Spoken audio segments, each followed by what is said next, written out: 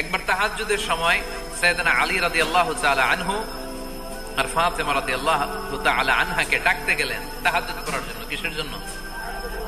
যে ডাকলেন, দরজায় কড়া নাড়লেন, আলী ওঠো, ফাতিমা ওঠো। কিন্তু সাইয়েদনা আলী রাদিয়াল্লাহু তাআলা আনহু বললেন কি জন্য উঠবো? আল্লাহ রাসূল সাল্লাল্লাহু আলাইহি ওয়াসাল্লাম বললেন তাহাজ্জুদের জন্য। আলী রাদিয়াল্লাহু তাআলা আনহু একটু কৌশল করে বললেন, আমাদের রুহু তো আল্লাহর হাতে। রুহু কার হাতে? আল্লাহ যখন রুহু ফিরাই দিবে তখন ঠিকই উঠবো, পড়বো তাহাজ্জুদের নামাজ, পড়বো রুহুটা ফিরে আসুক, পড়বো। একটু কৌশল করলেন।